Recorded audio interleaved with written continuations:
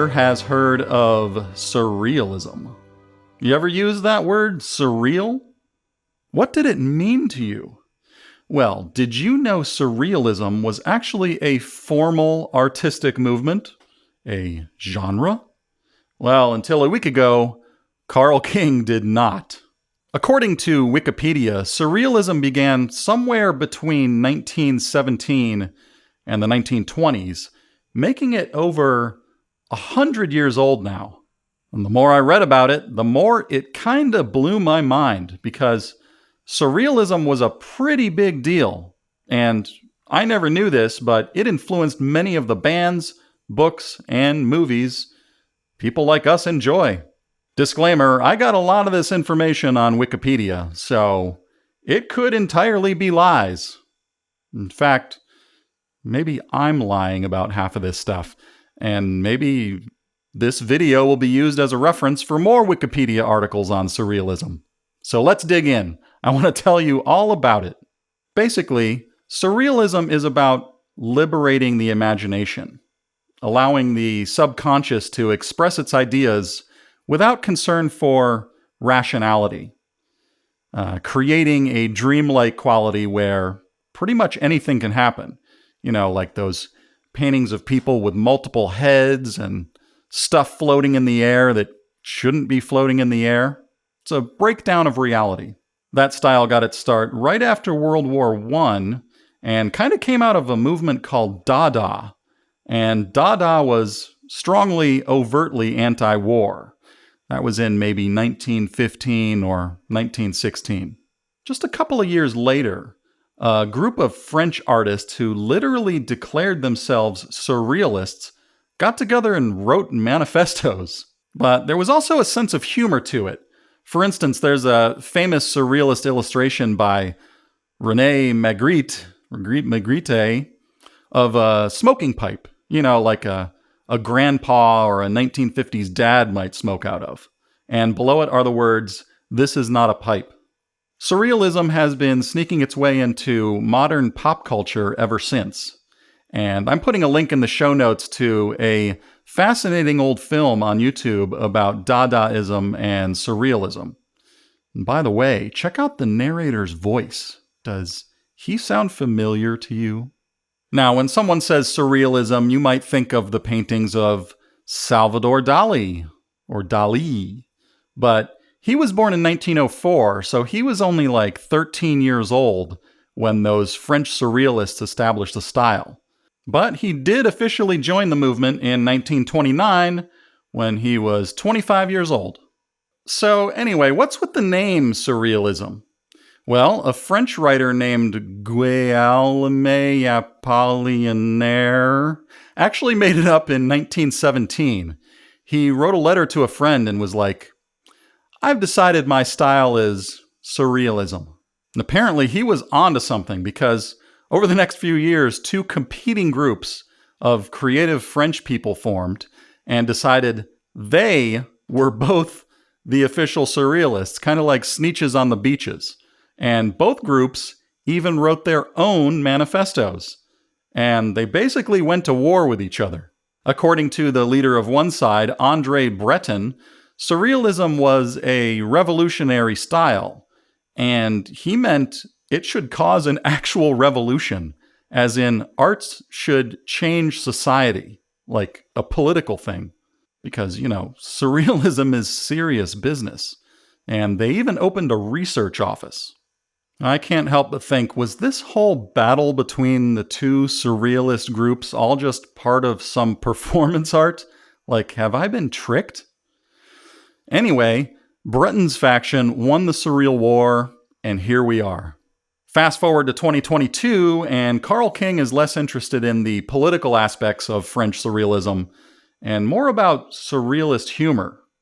But what is that exactly? Well, I'm going to rip this line directly from Wikipedia because it's so dang good. Portrayals of surreal humor tend to involve bizarre juxtapositions, incongruity, non sequiturs, irrational or absurd situations, and expressions of nonsense. Yeah, that's the good stuff. So that's where we'll focus today. Now, how did Carl King first get into surreal humor? Well, my earliest memory of that genre was a short film called Hardware Wars. I must have been 5 or 6 years old, living in Nokomis, Florida, and I had a TV next to my bed from as young as I can remember. And something about Hardware Wars just hooked me. I'm guessing a lot of kids would like it, and then just move on, but for some reason Carl King didn't. Maybe surrealism just happens to be my flavor of comedy. Because nonsense makes me laugh. I have no idea why. But do I have any choice about that? Think about it. What makes you laugh? Now ask yourself why it makes you laugh. It's almost like a bodily reaction, like sneezing. Maybe those of us who are into surrealism have like a different organ or taste bud that detects the flavor. And if you don't have it, the comedy won't register to you. You'll just wonder, why are those people doing that? Back on the topic of Hardware Wars, there was another short sci-fi film spoof in the same style called Closet Cases of the Nerd Kind. And both of those sci-fi parodies would get broadcast on the local sort of public access station, WEDU. And I still remember their voiceover slogan, WEDU, Channel 3, Tampa, St. Petersburg. As a little kid, I was obsessed with both Hardware Wars and Closet Cases. And I'd tune into the station all the time, hoping they'd play them again. I didn't even know what kind of humor it was. I was just experiencing it viscerally, and I craved more of it. This is a weird little side note, but my book, So You're a Creative Genius Now What?, was actually published by the producer of Hardware Wars, Michael Wiese. And I remember freaking out. And that little factoid was the reason I grabbed the pen and signed the contract. Anyway, back to my story on surrealism. Starting around 8th grade, my parents divorced, and I spent afternoons and evenings with nothing but my guitar and MTV. And that's where I was introduced to a show called Al TV, hosted by Weird Al. So for hours at a time, he quote-unquote took over the station. In episode 5, aired on April 20th, 1988, that's where I first heard They Might Be Giants and other, what is sometimes called novelty music, like Fish Heads by Barnes and Barnes. Also from that episode, Weird Al's fake interview with George Harrison made a big impression on me because I'd go around quoting it all the time. So there I was, 12 years old, and Weird Al's broadcast totally melted my brain. I taped most of that episode on VHS and watched it over and over. But you know what? Thinking back, here's the striking thing. MTV was, on the surface, a mainstream entertainment channel whose bread and butter was music videos. But for some reason, in those days, it was highly experimental and artsy. Did some surrealist art school students hijack the studio? I think so. However it was happening, it was intentional because whoever was in control, they aired a ton of creatively challenging material. Like late at night, there was Liquid Television, where Beavis and Butthead got their start. In the middle of the day, unexpectedly, there was Pirate TV, a supposed illegal takeover of the station. And even the half-hour comedy hour could be pretty out there. In the afternoons, it was Just Say Julie and a game show called Remote Control. And there were these nonsensical commercials with characters like Randy of the Redwoods. And even Pauly Shore was kinda surreal, I think. Now, this is hard to believe, but MTV even aired Monty Python's Flying Circus every day. And that whole universe had to have been an influence on me, but I was never the type of fan who memorized the sketches or knew the names of the actors. I think I just absorbed it subconsciously. There was also a segment on MTV late at night called Postmodern MTV. Now, listeners, the usage of art terminology can't be a coincidence here. I'm telling you, it must have been those dang art students again. Right around then, the first Naked Gun movie came out. And I remember laughing so hard at the oblivious straight man, Frank Drebin, played by Leslie Nielsen. Airplane, of course, had come out in 1980, and in it there's that iconic running gag where Leslie Nielsen comes into the cabin repeatedly, totally deadpan, saying, "Just wanted to tell you both good luck. We're all counting on you." And he even walks in and does it as the plane is crash landing. And that is 100% surrealist humor. For Christmas '89, I got the Steve Vai Flexible album. And what a Venn diagram of homemade weirdness and virtuosity that was. Reading through the liner notes, it felt so personal, like it was written from one oddball to another in a language that no one else would understand. It was like joining a secret society. The album begins with a song about aliens called Little Green Men and ends with a super dissonant track called There's Something Dead in Here. Now, that cassette was my way into Frank Zappa, and my first album by him was Absolutely Free, a bonkers sort of opera. And the form was so complex, it had discordant layers of sound performed by a jangly group of hippies, and I could never tell where one song ended and the next one began, like it was all just one big piece. But I listened to it quite a bit until it made sense, enough for me to enjoy it. By the way, Frank Zappa officially considered himself a Dadaist, which I mentioned was the art movement that came just before Surrealism. That same year, 1989, I was introduced to the books of Douglas Adams, the Hitchhiker's Guide to the Galaxy series, and also Guar's Scumdogs of the Universe. Later in high school, I heard the first Mr. Bungle album, which was life-changing for me. It was more of that high-level musicianship combined with nonsensical humor, and it was just what my 16-year-old brain needed. And then there was Ween, Kurt Vonnegut, The Tick, Evan Dorkin, Jonan Vasquez, David Lynch. The Book of the Subgenius was a big thing. And on the extreme end of the spectrum of auditory surrealism, there's Negativland. And you can dig deep into their material, catching references they made to their other albums. Like characters will go away and show up years later. Their creations are a nearly unlistenable puzzle to decode. Although they might also be considered postmodernist because a big part of their work was recontextualizing existing art. Towards the end of high school, I was exposed to the original Adult Swim lineup, specifically Space Ghost Coast to Coast, and that was the ultimate. And I'm still trying to make my own version of that. Will I ever have my own show on Adult Swim? Dang it. Anyway, this is all to say that the young Carl King was exposed to all these scattered bands and comic books and TV shows, and surrealism was the invisible thread connecting all of the things I liked. I became pretty much a connoisseur of non sequiturs. If I could say a non sequitur to someone on the street and they responded immediately with another non sequitur, they passed the test. Now, if you were to add up all of these things, there's clearly a huge audience out there. But for some reason, surrealism lacks a unifying force. And I've always wondered, why don't all the surrealists team up and just take over the world? The more I thought about this subject, I began to wonder, how did the ideas of the French surrealists spread throughout American pop culture? What was the Trojan horse that brought it in? One seemingly obvious culprit is Monty Python.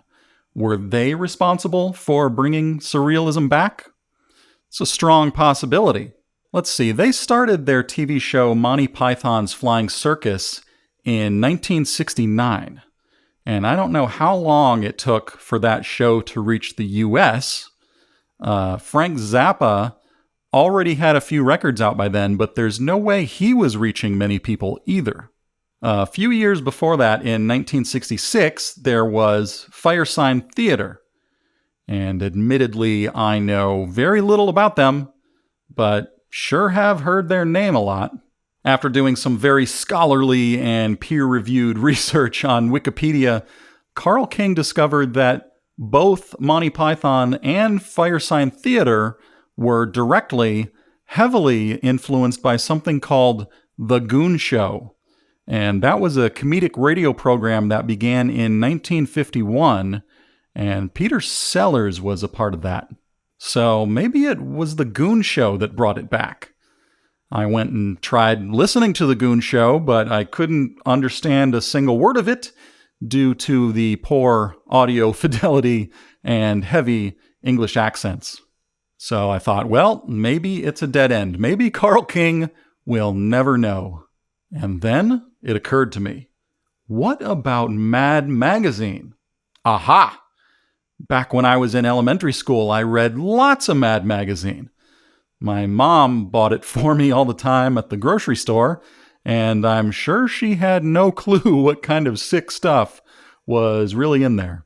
Turns out Mad began in 1951, which makes it way older than I expected. And also 1951 is the same year as The Goon Show on the other side of the Atlantic. I did some more digging, and Mad was edited by a legendary dude named Harvey Kurtzman. And having gone to art school, he certainly knew of and was influenced by the French Surrealists, even though his main career focus was cartooning for comic books. But it's just like everyone in music school gets exposed to John Cage. Going back in time, Mad's first issue was under the EC Comics brand, like their other titles, Weird Science and Tales from the Crypt. And where Weird Science was sci-fi and Tales from the Crypt was horror, Mad was comedy. And they released new issues only a few times a year, I think quarterly. In 1954, something important happened. It was issue number 11.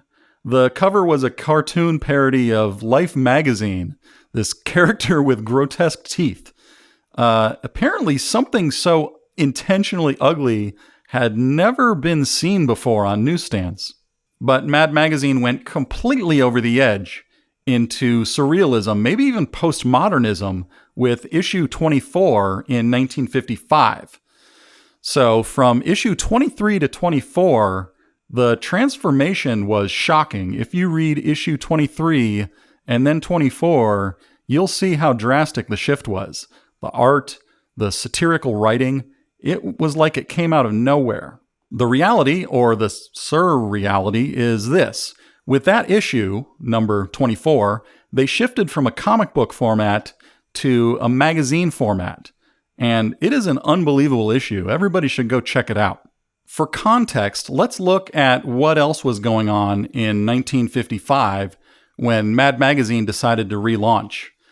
Mad issue 24 was just 4 months before the Vietnam War began. It was the year of Rock Around the Clock and Tutti Frutti and the very first McDonald's and the opening of Disneyland. So Mad Magazine was early on the scene. Cracked Magazine came along a bit later in 1958, and the Beatles didn't even form until 1960. Twilight Zone was 1959, and National Lampoon was 1970. Zap Magazine with R. Crumb was much later in 1968. In the Book of Weirdo, R. Crumb says he saw Mad Magazine issue number 11 on the newsstands as a child and describes the powerful impact it had on him. And according to Wikipedia, Terry Gilliam himself of Monty Python said, quote, "Mad became the Bible for me and my whole generation." So there it is. Mad Magazine seems to be surrealistic humor's place of rebirth in America. If anyone knows of anything in mid-50s mainstream that was as surrealist as Mad Magazine, let me know. Okay, so here we are. Carl King has been making albums, books, and movies for like 30 years. And after all this reading about surrealism, it's obvious. There's already a name for all that stuff I love and all the stuff I create. Here I was just doing what I do, and I never knew I was in a genre. But dang it, Mr. Bungle, Adult Swim, these things belong together under the banner of surrealism. So here's what I propose. We can stop using the words weird and crazy to describe art and music and movies. let's just retire those two words. Although I doubt Weird Al will want to change his name to Surreal Al, so he gets a pass. From now on, I'm going to use the term surrealist. And hey, I'm even putting it in my bio starting today, because if it was good enough for the original surrealists, it's good enough for me. Carl King will now wrap up this exploration with a recommended list of even more recent surrealist creators and their creations, particularly surrealist humorists. I'll post my favorite YouTube links to all of these items in the show notes, and I encourage you to watch them. Here they are. Number 1, Neil Hamburger. Number 2, On Cinema at the Cinema with Tim Heidecker and Greg Turkington. Number 3, The Eric Andre Show. Number 4, Homestar Runner, especially Trogdor The Burninator. Number 5, Key and Peele, especially Continental Breakfast and explaining to your boss how you effed up. Number 6, Fensler Films G.I. Joe PSAs. And number 7, Kiss Shreds. And one last item. The Happy Mutant Handbook, published in 1995, was a little encyclopedia of creators like Ivan Stang, Harry Parch, Ween, Roger Corman, Mac White, Basil Wolverton, or is it Basil Wolverton? Jim Woodring? What a bunch of names. Anyway, I actually started mutantmall.com way back in the day to be an online version of that. I thought, someone needs to start a single online place to find and buy all of these things. And here's something unbelievable. As I was typing my notes for this segment, I went back to look at the Happy Mutant Handbook and discovered the following.